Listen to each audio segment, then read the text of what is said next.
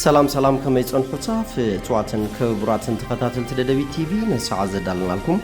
حصرتن وانا زيناتات زينا لكم قريبنا لنا كتكتاتلنا عدمنايو بكندي ارسنت وتاتهم فليمنا لنا كوميشن حدقا مكلقالن دلونتن تግራይ ዘንጸላሉ ዘሎ ከቢድ ሓደጋ ብዕቱ ብምርኣይ ዝምልከቶም ኩሎም አካላት በመዝረራብ አድላይ ዘበለ ቀድመ ምድላው ክግበር ከም ዝግባእ ጽላል ሲቪል ማሕበረሰብ ምዕራብ ትግራይ ገሊጾም አበደባባያት ዝካየድ ስብከት ጠጠው ክብል ትካላት ሃይማኖት ዞባ መቀለ ጸዊዑም ኣብ ሱዑድ ዓረብ ተተሓይዞም ስጋኣት ሞት ዘንጸላሎም ኢትዮጵያውያን ማሕበረሰብ ዓለምን ትካላት ሰብኣዊ መሰላትን ብህጹጽ ክበጽሕሎም ማሕበር መናእሰይ ትግራይ ጻውዒ ተቕሪቡ ትካላት ቮክስ ትግራይን ሂማን ራይትስ ፈረስትን ንጥብቅና ጋዜጠኛታት ዝዓለመ ሓድሽ ሰነድ ስምምዕ ተፈራሪሞም ሰራዊት አሜሪካ ለ15,000 ወታደራትን 100 ነፈርትን ንፕሮጀክት ሓርነት ከም ዝድግፋ ገሊጹ ናብ ዝርዝሩ ሰይርና ለና ምስዕለታው ዜናታት ቢንያም ሓድሽ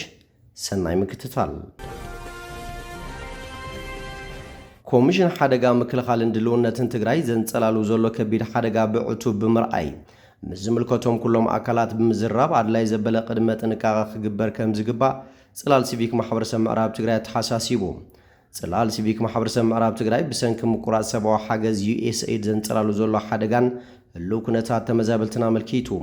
ናብ ኮሚሽን ሓደጋ ምክልኻልን ድልውነትን ትግራይ ብጽሓፈ ቁሉዕ ደብዳበም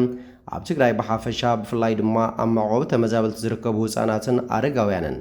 ብሰንኪ ዝኸፈ ሕፅረት ምግቢ መዓልታዊ ንሞትን ስቃይን ይቃልዑ ከም ዘለዎ ገሊጹ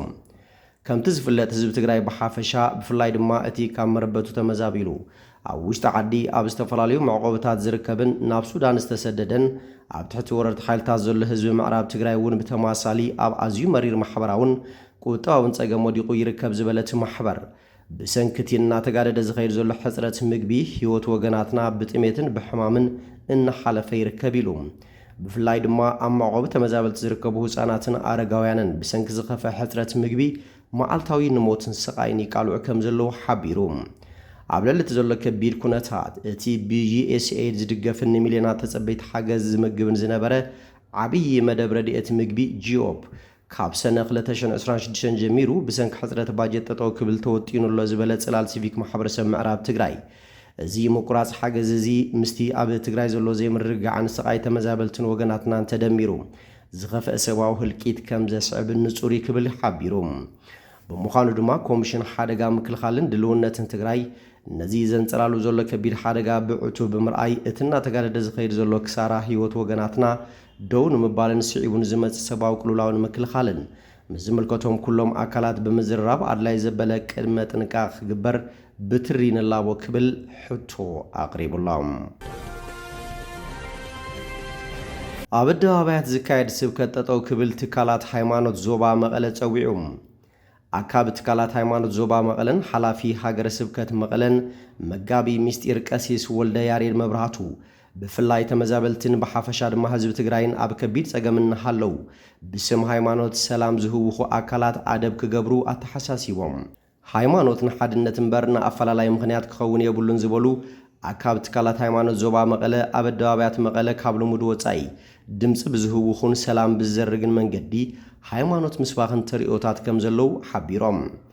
ኣባላት ኣመራርሓ ትካላት ሃይማኖት ዞባ መቐለ ሓጂ ኑሩ ስዒድ አባ ሓጎስ መድህንን ወንጌላዊ ብርሃኑ አረጋውን በወገኖም ብሹም እምነት ሰላም ከባቢና ዘርግ ኣብ ኣደባባይ ካብ ሰባት ፍቃድ ወጻኢ መጋውሕ ድምፂ ብምጥቃም ምስባኽ ጠጠው ክብል አተሓሳሲቦም ኣብ መንበር ገዛ ወይ ድማ ኣብ ቤተ ጸሎት ናይ ምጽልእላእን እምኒ ብምድርባይን ምንቁሻሽን አካል ምጉዳልን ትርኢታት እውን ሰላም ስለ ዝህውኹ ብኣግባቡ ስርዓት ክሕዙ ከም ዝግባእ ገሊጾም ዝኾነ ሰብ ብሰንኪ ሃይማኖት ዝኾነ ጉድኣት ክበጽሖ የብሉን ዝኾነ ሰብ ድማ ብስም ሃይማኖት ክርበሽ የብሉን ዝበሉ እቶም መራሕቲ ሃይማኖት እቲ ሕጂ ኣብ ኣደባባያት ዝግበር ዘሎ ስብከት ድማ ካብ ደገ ተልእኾ ከም ዘለዎ ሓቢሮም ኣብዚ ሕጂ እዋን ህዝቢ ትግራይ ተደራራቢ ጸገማት ኣብ ዘጋጠሞ ብደገ ሓይልታት ብዝመጽእ ጸገም ክሕመሳ ይግባእ እንድሕር ምባል ኩሎም ሃይማኖታት ንዘመናት ዝጸንሐ ክብርታት ህዝብና ምክባርን ምርድዳእን ሕጂ እውን ተጠናኺሩ ክቕጽል ከም ዝግባእ እቶም መራሕቲ ምዒዶም ኣብ ሱዑድ ዓረብ ተተሓይዞም ስጋኣት ሞት ዘንጸላለዎም ተጋሩ ማሕበረሰብ ዓለምን ትካላት ሰብኣዊ መሰላትን ብህፁፅ ክበጽሕሎም ማሕበር መናእሰይ ትግራይ ጻውዒቱ ኣቕሪቦም ማሕበር መናእሰይ ትግራይ ኣብ ዝለኣኸሎ ደብዳቤ ኣብ ዝተፈላለዩ ማእኸላት ማእሰርቲ ሱዑድ ዓረብ ተተሓይዞም ዝርከቡ ኢትዮጵያውያን ዜጋታት ናይ ሞት ስጋኣት ከም ዘንጸላለዎምን ከቢድ ስጋኣት ከም ዝተሰምዖን ገሊጹሎም እቶም ብሰንኪ ጆኖሳይዳዊ ኩናት ትግራይ ዝተሰደዱን ሕጂ ድማ ኣብ ሱዑድ ዓረብ ሞት ፍርድን ክፍጸመሎም ተወሲኑሎም ዘሎን መብዛሕትኦም ተጋሩ መናእሰይ ከም ዝኾኑ ሓቢሩ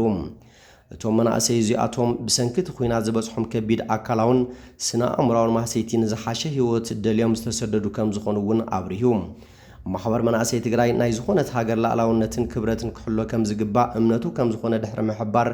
እቲ ኣብ ትግራይ ብሰንኪቲ ካብ 2020 ክሳብ 2022 ነቋፅራ ፈረንጂ ዝነበረ ኩናትን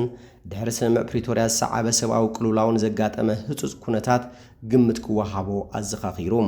ብምዃኑ ማሕበረሰብ ዓለምን ትካላት ሰብኣዊ መሰላትን ምስ ሰበ ስልጣን ሱዑድ ዓረብ ብምዝርራብ ህፁፅ ዲፕሎማስያዊ መፍትሒ ንኽርከብ ክትሕግዙ ይግባእ ክብል ማሕበር መናእሰይ ትግራይ ጸዊዑሎም ነዚ ጉዳይ እዚ ዘለዎ ኣገዳስነት ተረዲእኹም ንእትህቡና ቅልጡፍን እወንታውን መልሲ ኣቐዲምና ነመስግን ክብል እውን ዘለዎ ተስፋ ኣብሪሂቡ ማሕበር መናእሰይ ትግራይ መናእሰይ ማእኺሉ ካብ ዝጣየሻት ሒዙ ንሰለስተ ዓሰርተ ዓመታት ምስ ሃገራውያንን ኣህጉራውያንን መዳርክቲ ኣካላት ብምትሕብባር ተሳትፎን ተረባሕነትን መናእሰይ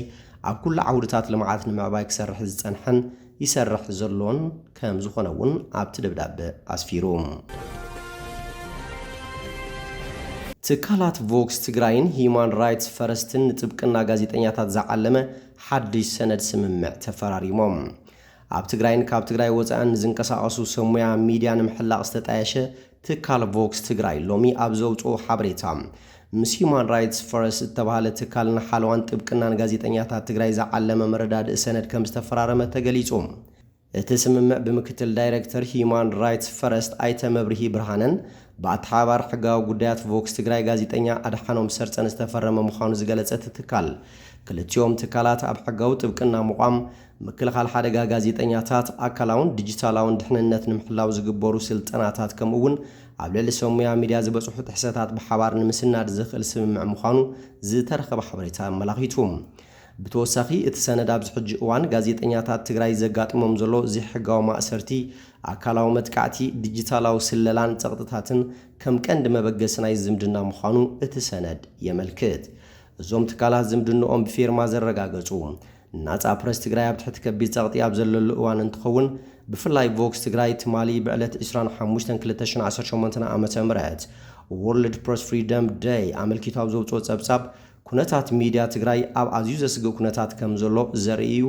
ቮክስ ኣብ ጸብጻቡ ኣብ የካቲት ጥራይ 2 ጋዜጠኛታት ከም ዝተኣሰሩ 8 ብሕታውያን ጋዜጠኛታትን 7 ትካላት ሚድያን ካብ ትግራይ ከም ዝተመዛበሉ ከምኡውን ኣብ ህዝባዊ ሚድያታት ዝሰርሑ 23 ሰራሕተኛታት ብጃምላ ስርሖም ገዲፎም ከም ዝወፁ ኣቃሊዑ ምንባሩ ይዝከር ሰራዊት ኣሜሪካ ልዕሊ 15,000 ወታደራትን 100 ነፈርትን ንፕሮጀክት ሓርነት ከም ዝድግፋ ገሊጹ ኣብቲ ትራምፕ ዝኣወጆን ዝተዓገታ መራኸብ ንምውፃእ ኣብ ዝግበር ዓይነት ወታደራዊ ወፍሪ ፕሮጀክት ሓርነት ንምድጋፍ ሰራዊት ኣሜሪካ ልዕሊ 15,000 ወታደራትን 100 ነፈርትን ከም ዘዋፍር ማእኸላይ እዚ ሴንትኮም ገሊጹ እቲ እዚ ብሰንበት ኣብ ዘውፅኦ መግለጺ ሓይልታት ማእኸላይ እዚ ኣሜሪካ بمتابو حرمز ዝግበር ጉዕዞ ንግዳዊ መራኸብ ውሑስ ንምግባርን ናጽነቱ ንምምላስን ካብ 4 ግንቦት ንፕሮጀክት ሓርነት ምድጋፍ ክጅምሩ እዮም ይብል እዚ ደገፍ 15,000 ኣባላት ሚሳኤላት ዝዓጠቃ መራኸብን ልዕሊ 100 ነፈርትን ዘጠቃለለ እዩ